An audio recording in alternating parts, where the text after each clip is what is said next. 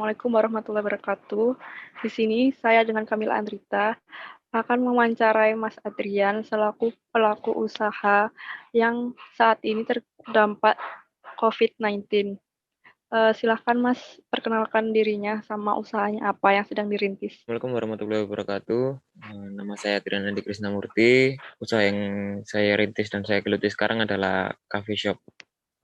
Lalu pertanyaan pertama yang saya tanyakan, pesan pertama yang dipikirkan tentang usaha ini ke depannya waktu pandemi apa ya Mas ya? Kayak merasa Kalau takut atau gimana gitu? kalau takut ya pasti takut. Soalnya kan kayak brand-brand besar karena COVID ini juga banyak yang tutup gitu kerainya. Apalagi kayak kedai yang kecil-kecil yang baru dirintis gitu. Yang kedua, makin ke tengah tahun semakin terasa dampak yang disebabkan pandemi ini. Untuk usaha Mas sendiri, dampak yang paling terasa apa ya Mas ya? Kalau aku yang paling terasa itu kayak jam operasional kedai itu kayak dipotong kan harusnya bisa sampai jam 11 jam 12 malam, terus Hmm. ini cuma dibatasi sampai jam 8 jam 9 gitu. Jadi kayak nggak maksimal gitu. Ada ini ya peraturan dari pemerintahnya gitu ya Mas ya untuk mengurangi Iya, jam heeh, kerjanya. mhm. Eh, Lalu yang ketiga itu dampak yang dialami ini menimbulkan masalah apa Mas di dalam usahanya? Kalau kerugian ya iya pasti karena kan turunnya apa ya, pelanggan ke sama yang penikmat kopi itu kan nggak bisa Hmm. langsung minum di tempat gitu, nggak kayak biasanya. Kurang Terus interaksi antara barista sama orang pembelinya itu juga. Kalau hmm, masalahnya ya itu tadi, kerugian. karyawannya dirumahkan atau seperti apa Mas? Kalau Selama ini? karyawan biasanya aku 2 shift, ini cuman 1 shift aja, cuman 1 hari 1 orang aja berarti. Biasanya Hmm. 1 hari 2 barista. Terus yang pertanyaan terakhir dengan segala masalah yang tadi, apa yang membuat Mas tetap bertahan?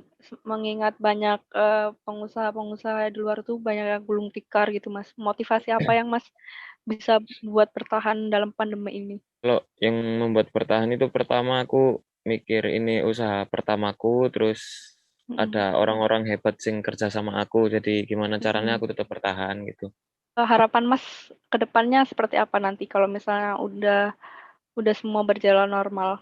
Apa mau buka usaha baru lagi atau membesarkan kedai lagi gitu? Kalau kedepannya setelah COVID ini jelas mau buka di kota besar, targetnya kalau nggak Malang ya Surabaya sama Solo Mhm. itu, 3 kota itu. Hmm. Tapi, harapannya Mas kayak gimana nanti ke depannya Apa, buat usahanya Mas? ya semoga bisa berkembang dan bisa bertahan melawan pandemi ini. Ke Semua pelaku lapangan baru lagi ya, Mas, ya? heeh, buat semua pelaku-pelaku kedai yang kecil yang sekarang terkena dampak COVID, semangat, semangat terus. Nggak usah Hmm. patah semangat, kalian nggak sendirian. Banyak pelaku-pelaku kedai yang kena dampaknya. Oke, setelah kita dengar masalah yang dihadapi yaitu menurunnya penjualan yang mengakibatkan kerugian, di sini aku punya sedikit saran yang bisa dicoba untuk mendorong kembali penjualan. Mas Adrian bisa mencoba salah satu strategi marketing yang menurut aku sangat efektif untuk pandemi saat ini yaitu digital marketing yang ditampilkan secara unik dan menarik. Contohnya, brand storytelling.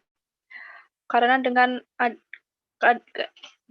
karena dengan keadaan sekarang, intensitas pengguna gadget dan internet meningkat.